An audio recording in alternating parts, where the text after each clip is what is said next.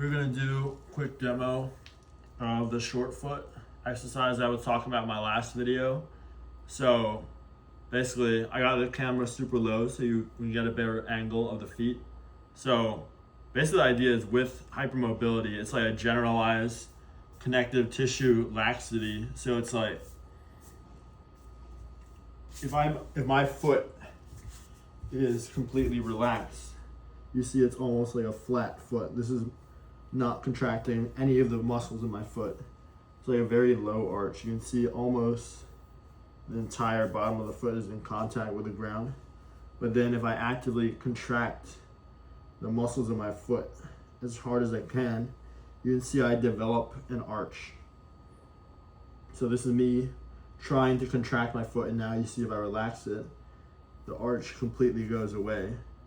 And what I'm trying to do when I do that is I'm trying to bring the ball of the foot and the heel as close together as possible. You see I have my finger here and then I contract it.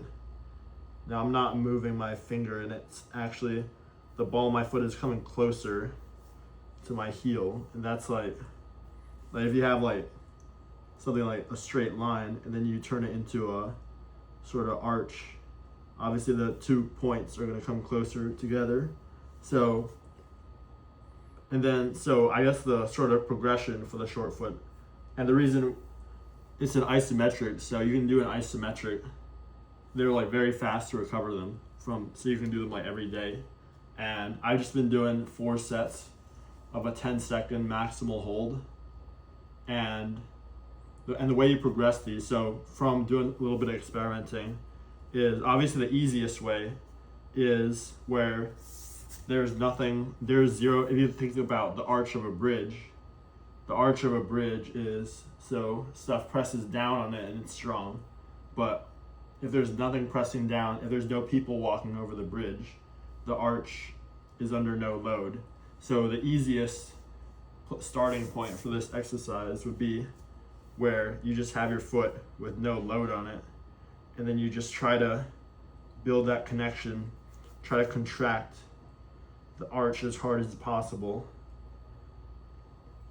and you're trying to bring the ball of the foot and the heel closer together to basically create that arch. You can see from the side view that now my foot is it's like a flat foot, and then I'm contracting the arch, and then now you can see an arch develop.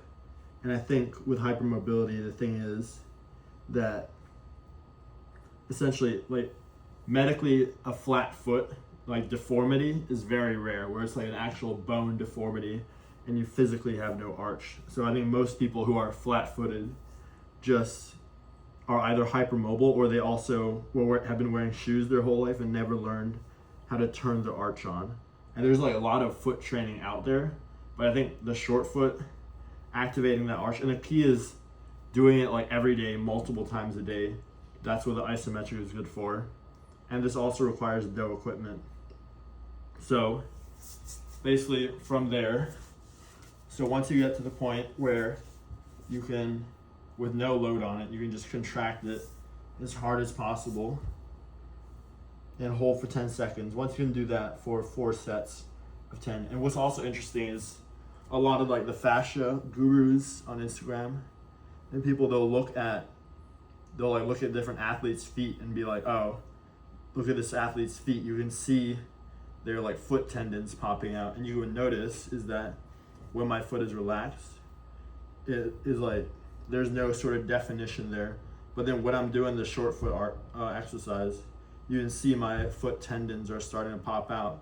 So I feel like this is how you develop that sort of athletic foot, develop that the intrinsic foot muscles. Because you can see when I'm contracting my arch maximally, my toe like tendons, I forgot what they're called, but they're like popping out. And I've already noticed, since I've been doing this for about 3 days, that from the first day, my sort of resting muscle tone, my foot was a lot more soft, versus now, even when it's completely relaxed, you can start to see the tendon definition. And I think as I continue to do it, you can see the tendon popping out when I'm contracting. And now even when I'm resting, I think even when I'm resting, as I continue to do the foot training that the tendons will begin to show more. That's like a hallmark of an athletic foot. So obviously, if we think about the bridge analogy, where you have like a bridge with an arch on it, like a classic, like ancient Roman bridge or whatever, where it's like the keystone at the top of the arch. So that bridge, so when your foot is just like hanging, where there's no load on your foot, you're just sitting down and you contract it. That's like a bridge with nothing walking over the bridge. But then, let's say you stand, so the next progression is to do the same thing while standing up. And you want to have more weight on your heel because that makes it easier to set the arch. So you can almost like lift your toe up to set the arch, and then you're already contracted, and then you put the ball of your foot back down. And you want to feel, so now I'm trying to have balanced pressure between the ball of my foot and my heel. And that's where the arch is starting to be loaded. There's starting to be weight on it. And this is going to feel harder than if you're just doing it sitting down with no load on the foot. So you can see here, we're starting to press down on that arch, and the muscles really need to fight to maintain the arch and not just flatten out like that. So you can see now, I completely relaxed my foot, and the arch has flattened out, and now I'm contracting it as hard as I can, and the arch is back. Right now, all my weight is on this other foot, but now the arch is set, and I'm putting my weight on the foot, and now it feels noticeably harder to hold. So that's the next progression, is you can go from one foot, obviously is harder, because then you have all your weight on that foot. So you can go from sitting and go to standing on both feet, contract as hard as possible. And then I don't have the progression exactly mapped out yet, but I think the next progression from this should be a sort of lunge position, because the lunge position, where the back leg of the lunge position, your weight is all on the ball of the foot.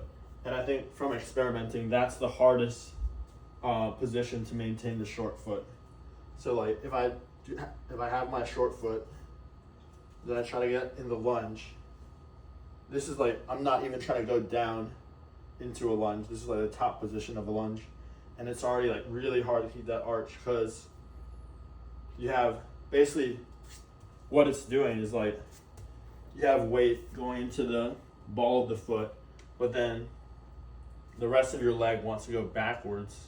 So it's like trying to pull that arch apart and flatten it out. So your muscle really has to fight, especially with hypermobility, not having like the ligaments to support it. Your intrinsic foot muscles, the arch muscles, like this feels super hard, where it's like, because when I used to do lunges with a more relaxed foot, it's like, it's basically impossible to do a good lunge barefoot with a relaxed foot, because it's like your foot wasn't designed to work that way. But with a shoe, it's possible. And so once you go from standing, then you can also, another progression would be get the short foot standing, and then go on one leg and balance, but maintain that short foot. Don't just balance on one foot with a relaxed foot. And that's one progression where it's adding that sort of instability aspect. And then in terms of pure loading, I think going from that one foot and then bringing it into the back foot on a lunge, that's like a lot of load that you have to, the arch muscle needs to maintain that arch, and that's a lot harder. And then from there, you probably add weight, go deeper into a lunge. I also need to work on like my big toe from being collapsed, like having collapsed feet a lot as a kid. My big toe flexion is bad, like this sort of movement. I can't maintain this short foot and big toe flexion. I think that's flexion, or is it extension? I think it's extension. But I can't maintain this movement with more load than this, because right now I have all my weight on my left leg, and it's like this position is like my arch muscles. I can't maintain the arch of the foot while I do that. So that's something I'm going to experiment with more. But right now, I'm at the point where I can do the short foot standing for the 10-second holds, and that's easy. Oh, and another progression would be calf raises maintaining the short foot. So you want to contract the arch as hard as you can, and then go into a calf raise. And like that, I definitely feel the foot muscles working, getting kind of sore. So yeah, that's where I'm at with this sort of short foot progression. I definitely already noticed some improvements.